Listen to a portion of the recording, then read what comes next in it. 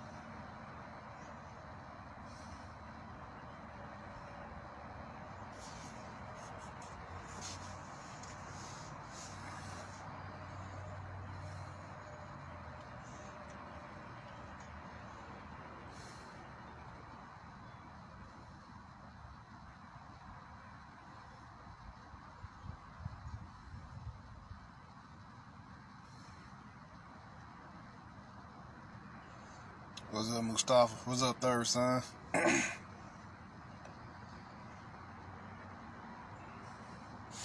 Y'all come on in.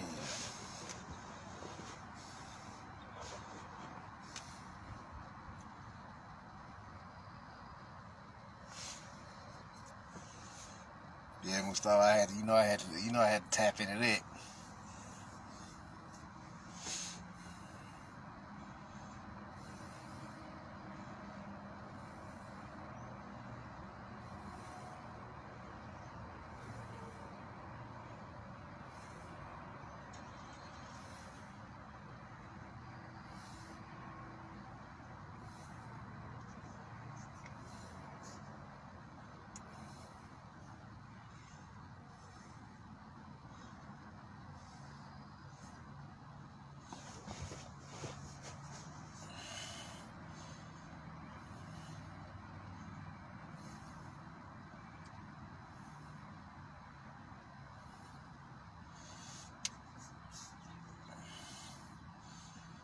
What's up, GG?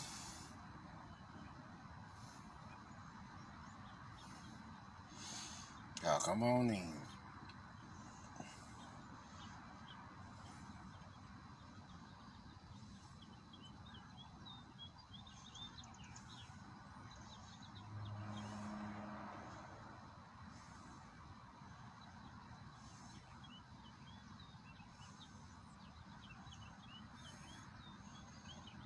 What's up, Alexis?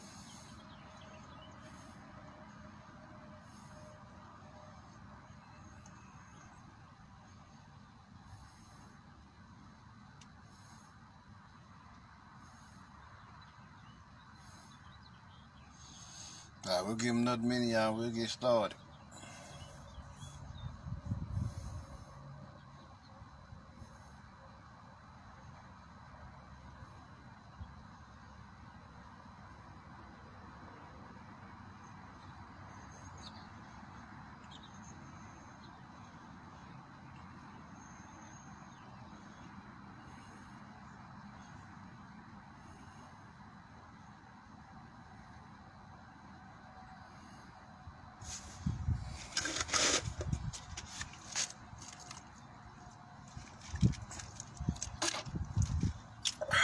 What's up, Uchi?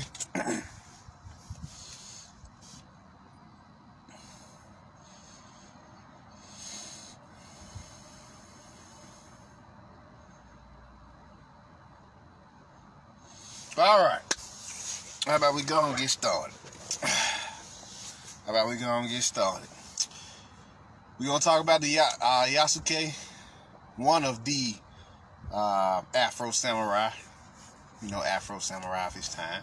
You had others in history. I do want to put that on record. Yasuke is not the only melanated samurai. There were a legion of melanated samurai way back when. Matter of fact, the melanated samurai, the Afro samurai started this shit way back when. You see what I'm saying? They started samurai culture. They said them fucking Afro samurai had outfits, armor, and the motherfuckers was decked out in crystals. And the crystals absorb so much energy, so much force energy, that motherfuckers couldn't even touch them because the force of the energy from the armor will repel their attacks before they can even get hurt. You see what I'm saying? Before they can even get hurt. This is what we talking about here. The Katana. Ka means spirit, means life force. You see what I'm saying? You know, so spirit of the blade. So in Japanese culture, the katana is a spiritual weapon, and it has its own intelligence, its own link. You know, you've seen anime like Bleach and stuff like that, where they show you how these weapons have spirits, how tools have spirit. Like anything that's created by man has a spirit. Don't get it twisted. Anything that's crafted from the natural elements of the earth has a spirit, has a life force. So this is what you got going on. So let's get it in. So I just wanted to put that on record. The samurai originated. The original origins are from the Magi in ancient Egypt, who were the original magical police force. The samurai in Japan actually became somewhat of a police force. You see what I'm saying? Mainly bodyguards to the shogun. You see what I'm saying? And of course you had daimyos and everybody who were rulers of their own sects, their own clans at the time. So yeah, you know, everybody had a bloodline. You back then in the warring periods, your bloodline, you know, made you a samurai. And they even brought in samurai from just regular villagers who just wanted to become one. They was brave enough to upgrade to being one, they would. So yeah, you can also check out the Age of Samurai on Netflix as well. Also a pretty decent show about the Nobunaga, the warring periods where the samurai reign. You know what I'm saying? Where the samurai reign. And so let us begin. What's up, Chris? Let's begin with a history lesson about Yasuke. So let's get it.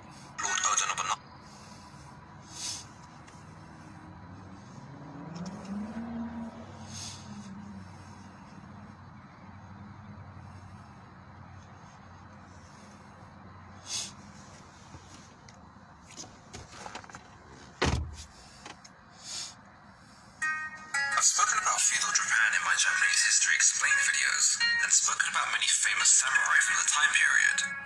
However, one that I haven't covered and I thought would go hand in hand with celebrating Black history was the samurai known simply as Yasuke. We don't know much about his existence, despite the fact that he was considered to be a special rarity in Japan, considering the color of his skin. He stood out amongst the people, and his imposing presence was enough to catch the eye of the great unifier himself, Lord Oda Nobunaga. Yasuke was likely from Portuguese Mozambique, according to historians and contemporaries. However, to prove this as accurate isn't exactly possible, as there doesn't seem to be any written records from the time that detail Yasuke's personal life. Though historically, we know that the first Africans who came to Japan as shipmates or slaves were indeed from Mozambique, so it's possible that this is indeed where he had originated from. Another theory has it that Yasuke was Ethiopian, from the ethnic group Habshi, who occupied areas of India and Pakistan.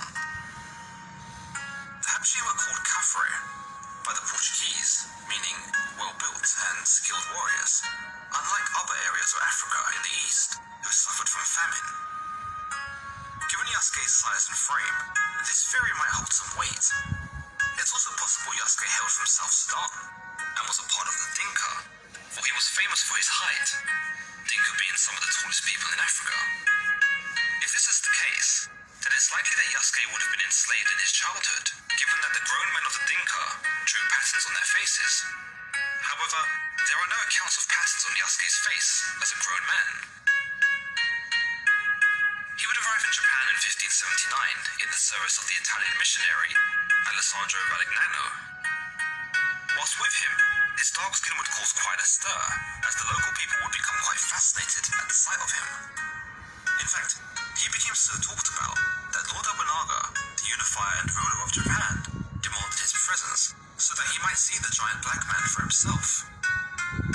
Having never really seen a black man before, Nobunaga inspected Yasuke's skin, suspecting it to have been colored by black Therefore, Nobunaga ordered Yasuke to be stripped and made him scrub his skin with soap and water. Upon realizing that his skin was not painted on, Nobunaga also took an interest in him. In fact, according to the Lord Nobunaga Chronicle, it said that Nobunaga praised Yasuke's strength and even had his nephew give him some money. Yasuke would travel with other Christian missionaries for a while in Japan, before returning to Nobunaga and entering his service as the first and only recorded black retainer. It's likely by this point Yasuke could speak Japanese, or was at least taught to communicate, as a result of Alegnano's efforts to ensure his missionaries were effective in talking to the locals about Christianity. It was said that Nobunaga enjoyed talking to him, and would go on to hand Yasuke his own residence, as well as giving him a short katana. He was also assigned the honorable role of weapon bearer. After the Battle of Tenno-Kazan, where the combined forces of Oda Nobunaga and his right-hand man Tokugawa Ieyasu crushed the final stand of the rival Takeda clan, Yasuke was present and helped inspect the territory of the Takedas. It was here he met Tokugawa Ieyasu, who would go on to describe Yasuke as over 6 feet tall and having skin like charcoal. In June 1582, when Nobunaga was assassinated by Akechi Mitsuhide, one of his own retainers, Yasuke was there at the time and was sent to fight against the Akechi forces who had gone about on a rampage. Oda Nobutada, the son of Nobunaga, would attempt to rally forces against Akechi, which Yasuke stood behind. However, Nobutada was also either killed or forced to commit suicide by the Akechi forces. Yasuke was sent to fight against the Akechi, even with 2 of the Odas dead, but he was soon captured. He was presented to Akechi Mitsuhide, who turned his nose up at the man, supposedly stating that the black man was an animal, as well as not Japanese, and should therefore not be killed, but simply thrown back into the wild. Some theorize that Yasuke went back to the Christian missionaries and served the rest of his life out with them, but there are no further written accounts of Yasuke in history. What do you think happened to Yasuke? Let me know in the comments below, and don't forget to like this video and hit the subscribe button. Until the next time, guys.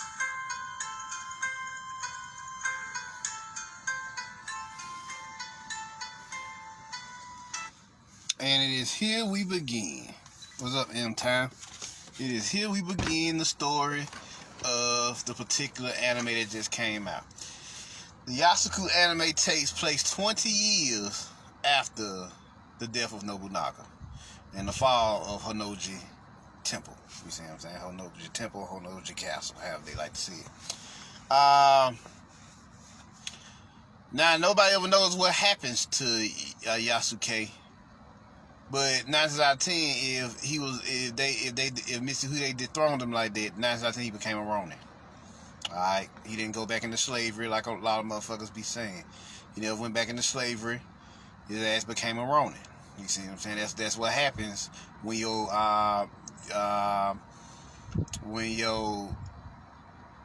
lord or your shogun dies, and you are a retainer as a samurai. They strip you of your samurai rank and you become a ronin according to Japanese customs.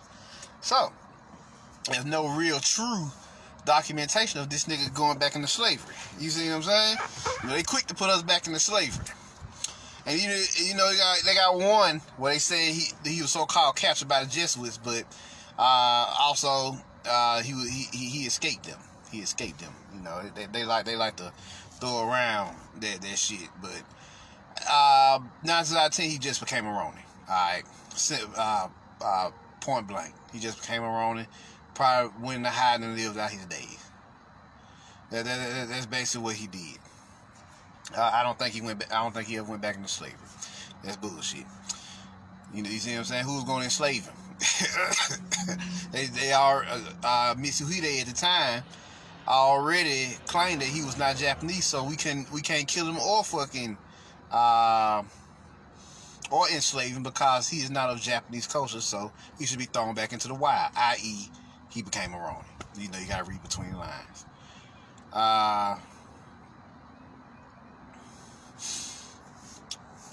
Yeah, there you go, Alexis. He would kill anybody who tried to make him a slave. Come on now. All the man needed was a sword to fuck some shit up. Come on now. Come on now. Let's be logical here. So the logical conclusion we just want to put this on record to make this clear, is 9.8 times out of 10 that Big Homie became a ronin. Alright, he became a wandering, rankless samurai, like most in the Japanese culture. So now, this is where the story picks up 20 years later in the anime. In the anime, it's only 6 episodes, and they're 30 minutes apiece, so they got it done in 6 episodes, which was amazing for me. So they went fucking around. They dropped them 6 episodes, called it a day. They wrapped it up in 6 episodes. They said it was season 1. Season 2 and season 3 just may be like further adventures. But I think they're just trying to see how popular it's going to get. You see what I'm saying? How popular it's going to get. So, he 20 years later, he's a boatsman, a fisherman, pretty much a hermit, living out his days, but he still have PTSD, like most warriors, especially warriors that lost the war. And he has strong PTSD of what happened during the Warring States period in Japan, right? So he's still dealing with that, but as he continue on, what's happening here is the story of Yasuke. As far as anime is concerned, it's about them summoning the melanated man, the Afro samurai, back to help bring forth the golden daughter. See what I'm saying? The golden daughter. Cashapp, the daughter, aka Nima Kore Sefket Abwe. You see what I'm saying? Nima Kore Sefket Abwe. So this the golden daughter.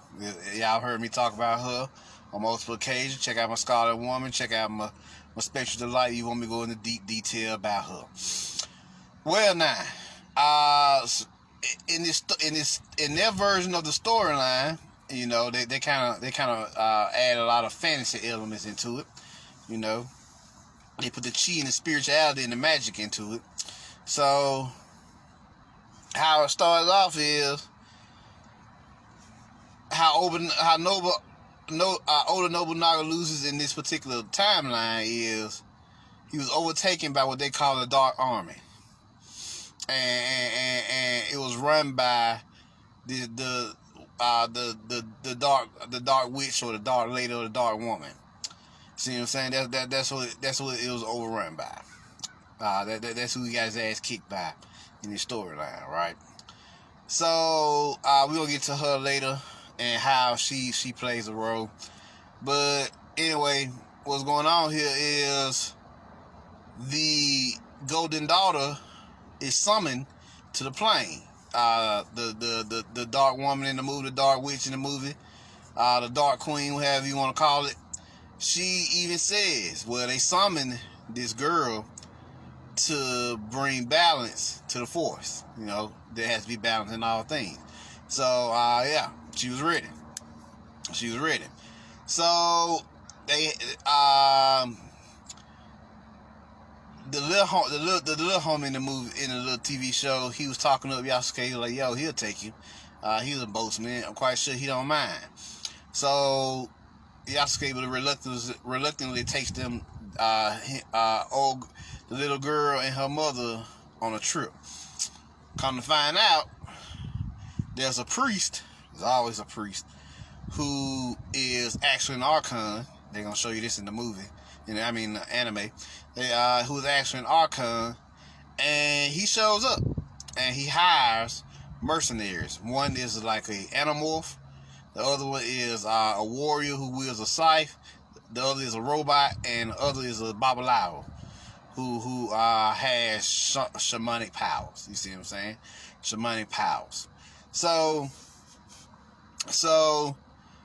they come into conflict with each other. There's a battle take place. The girl's mother dies, and she awakens to her full power. You awakening through trauma, awakening by trauma. Y'all know how this goes. She awakens to her abilities because at first she was sickly due to the fact that she needed training to control her abilities. But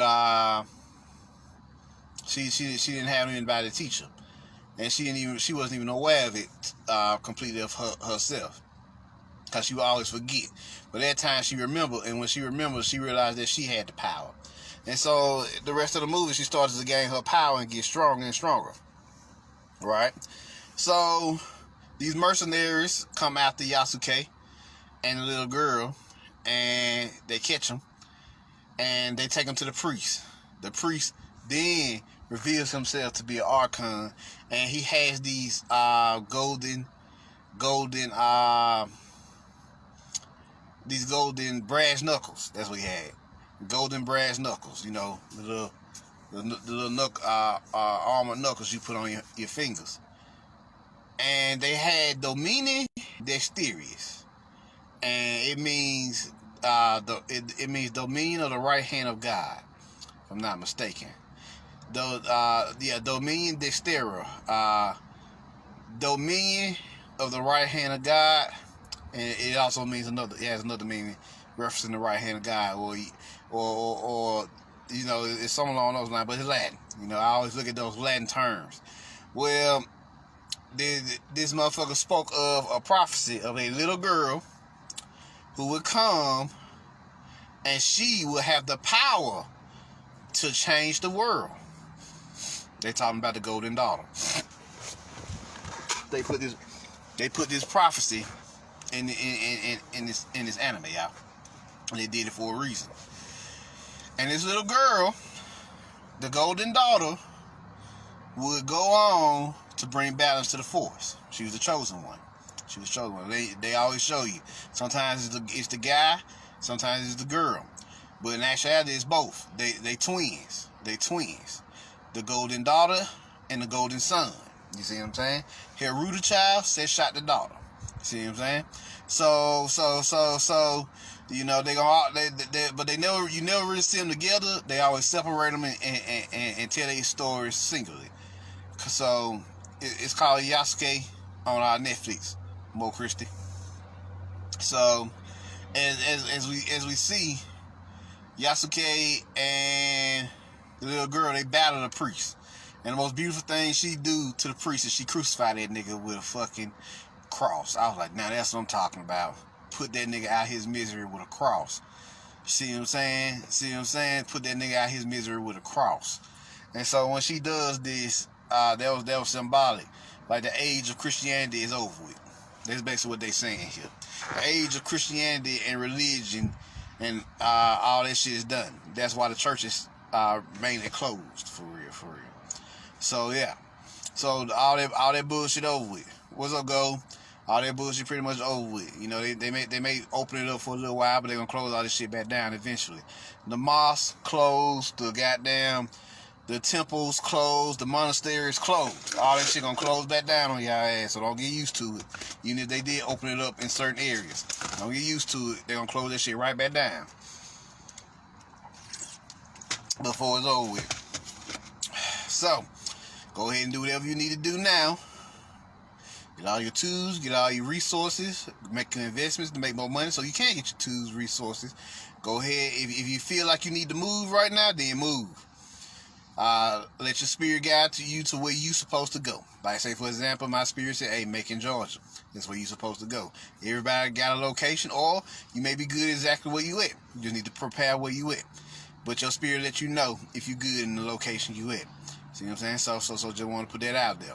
But if it's time for you to move along, it's time for you to shift to a new location, then you're supposed to be doing whatever you can to get to that new location. See what I'm saying? So make your investments. Set yourself up for success. You know, that's why all this money is floating around. All this money is finding you so you can have the wealth to do what you need to do to make these changes, so you be in proper alignment with the shifts that's going on the planet right now. So yeah, I just want to put that out there. I'll put it out there in another video later too. So after they kill the priest, they continue their journey of the hero until they find the wizard. It was a wizard in the movie who's real power, who fought in the war against the Dark Army, and I forget his name too. I think it was Morisuke or something like that. But he teaches her a little bit. He teaches her a little something. But the Dark Queen come after their asses eventually. So who's the Dark Queen? The Dark Queen represented the ancient feminine energy that's been toxified due to her dealing with these Piscean energies for the last 2,000 years. That's who she represents. She represents the feminine energy that's been toxified from dealing with these corrupt Piscean energies that's been going on for the last 2,000 years. That's who the Dark Queen represents. The little girl in the movie represents the newly born, the newly regenerated feminine energy that's being rebirthed at this time in the form of Nema, Corey, Self-Care Apple, the golden daughter. You see what I'm saying? So that's what you represent. But of course, she has to at some point deal with the toxic femininity that which is nothing but the traumas, the blockages, the pain, the ancestral, the generational curses, the hexes, and all the other bullshit that you had to deal with when you incarnated back here, right? So once she dealt with that, once she deals with that, that's everything that the Dark Queen represents in this particular case. So she has to deal with that. So eventually they go to war with the Dark Queen. All hell break loose between them. So Lil Nema, that's what I'm calling her. She has another name in the TV show, but Lil Nema summons her own team, her own squad of warriors, spiritual warriors. Because eventually she even summoned the mercenaries through telepathy. So they show you the astral plane. The astral plane is just like a dark tornado-wave vortex in the show, which I thought was an interesting depiction of it. But anyway, I think that was sort of designed to scare people who want to go on the astral plane or whatever. But no, the astral plane is not like that for real. So the astral plane is pretty much like this realm, but you can do more because you have your abilities. You have your abilities. So let's continue here. So they go to war with the Queen, the Dark Queen, all out. Yasuke, after 20 years of not of putting down his sword, battles these motherfuckers. And it was funny, they had his sword in a bottle. Once again, this genie in the bottle concept. His lightsaber that he put down, because the Jedi never futuristic lightsabers, right? Sith never futuristic samurai, right? The Jedi and Sith never futuristic samurai. So he places his sword in a bottle. He shatters the bottle, and from in his new life he wears in the old life he wore black and white, balance. In this life he wears blue and white and black. You see what I'm saying? Now the blue is the throat chakra. So he's just expressing himself, trying to find his truth again. His personal truths though. So and he also worked through his PTSD and overcoming that shit so he could do what needs to be done. So as they go into war with the Queen and whatever, they battling, all hell breaks loose. The little girl, Lil Nema, and Yasuke breaks into her castle, and they battle the Queen. The Queen powerful as fuck, cause she had thousands of years of vamping niggas and all this other shit. So interestingly enough, they defeat the Queen. I'll let you go see how they defeat her. But they defeat the Queen, but they don't kill the Queen. Peep game here. They defeat the Queen, but they don't kill the Queen. Why? Because Yasuke and Lil Nema understand that, killing you, or at least they kill her off screen, you don't see it happen if they do kill her. But since we didn't see it with our own two eyes, what they saying is, this is just Lil Nema's dark side, her ancient past, her traumas and blockages and shadows, her shadow self that she needed to conquer and needed to come into alignment and defeat.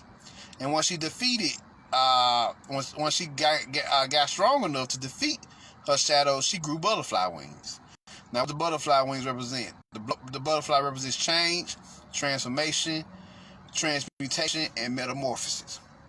So she metamorphosized into the golden daughter or the golden woman as she grows up. You see what I'm saying? As she's going to grow up to become. And she brings balance to the force by conquering her past, conquering the toxicities that her ancient self has accumulated over aeons.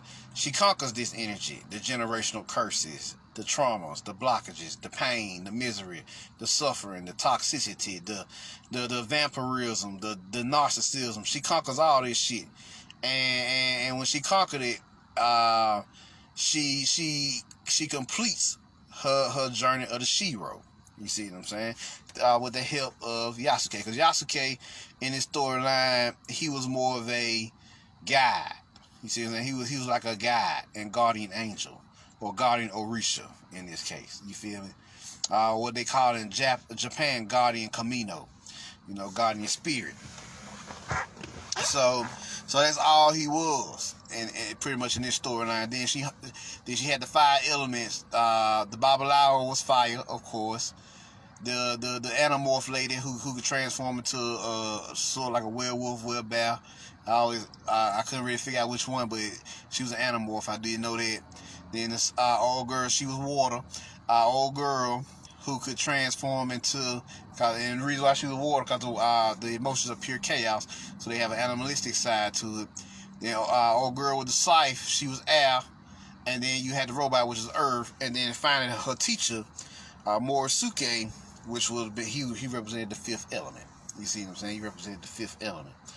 So they eventually defeat the queen, and they bring balance to the force by conquering those toxic feminine energies, and purify them and refine them into, and metamorphosize them and transmute them into pure, divine, dark feminine energy. And she truly became the golden daughter, Nima Corey self-care athlete. So yeah, so there you go. So it wasn't a big decode. Some of you will enjoy, but it went too complicated. Did a little 6 episodes worth of watching. Worth seeing the big homie Yasuke, the ancestor, the ancestral real life Afro samurai get down. You know, both as he relived his samurai days with Oba Nobunaga, and him picking back up the way of the sword once more, way of the samurai once more. And everybody was like, at the end of the movie, they was like, you a samurai? A black samurai? An Afro samurai? Well, goddamn. That's fire. That's fire. But now, the trap with the Yasuke story is they trying to erase the original history of the Afro samurai, like there wasn't any melanated men and women who were samurai. Hell, they try to erase the women, the female samurai altogether. But originally there were men and women, Afro men and women who were samurai, long before the Mongols from China invaded and mixed in with Japan, the indigenous population of Japan, who were mainly melanated.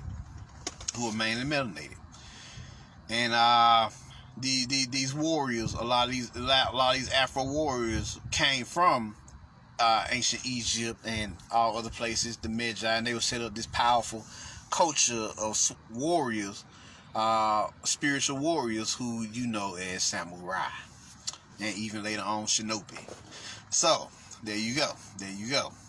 So this is what you got going on here. But Yasuke by far is not the first samurai. There are many samurai. You can go Google it, like black samurai, ancient black samurai. And there'll be many pictures come up of samurai men and women, you know, of old, who was about this life, who was about their life.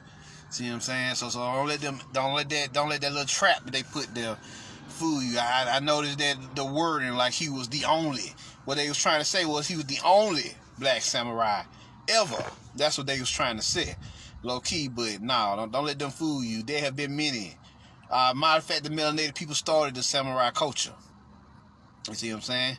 The Afro warriors of old started the samurai culture. So yeah, I can't even remember the guy's name who was also a renowned samurai, and he actually started the samurai culture for real, for real. I can't even think of his name off the top of my head right now. But I've talked about him before, and they don't even talk about him because to talk about him will destroy this narrative that they trying to create that Yasuke was the only black samurai. You see what I'm saying? And they don't want to admit that, the original samurai were melanated. You see what I'm saying? The original samurai were melanated. Matter of fact, they even have a quote. In order to be a samurai, one must have a bit of black blood, which is melanin. So you gotta have melanin to be a samurai, to be part of that lineage. So just by them saying that, no white person would say that. No white person would say that. Only a melanated man, an Afro man and an Afro woman, and an Afro child would say something like that. So, with that being said, here you go. I just want to put that on out there. But with that being said, that pretty much wrap this up. I ain't gonna keep this too much going too long. Yasuke was a bad motherfucker. He helped aid in the process of unifying Japan. You see what I'm saying? Cause by the time they killed Nobunaga, he had already conquered half of Japan. Everybody else just need to come. Mitsuhide came in and finished up. He came in and finished up. So yeah. So there you go. So any questions?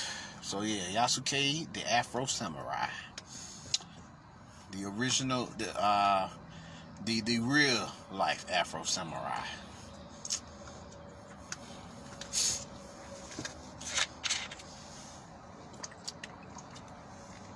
Yeah, so I don't know what they talking about. He was a real life Afro samurai. And they talk about the first Africans. They like to say the first Africans that came to Japan, when Africans had been coming to Japan long before the Mongols even touched Japan. You see what I'm saying? So yeah, don't let that shit, don't let that fuck with you, y'all. Don't let them throw you off like it wasn't no original melanated samurai who created the samurai culture. There's plenty of proof of that. You see what I'm saying? There's plenty of proof of that. So yeah, just wanted to put that out there. Oh, it's just great Powerade. That's all. Mustafa and Smart Water. That's it. I'm on 2 drinks I used to be drinking most of the time these days. So yeah, any questions?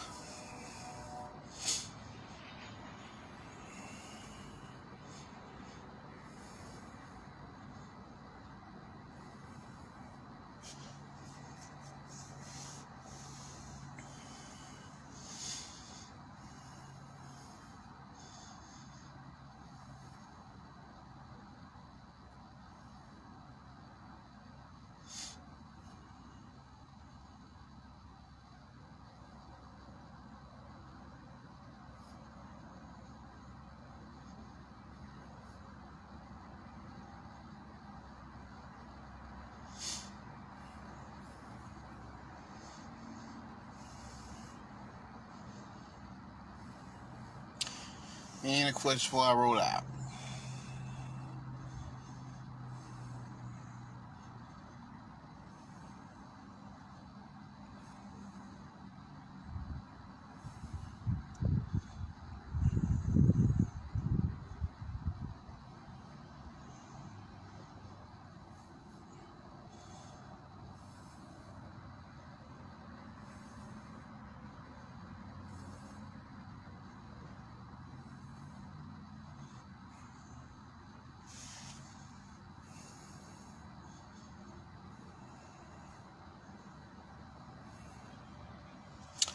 Alright, y'all don't have no other questions. I'm Marvin Jones. Y'all put the word out, share this with your friends, let them know what it is.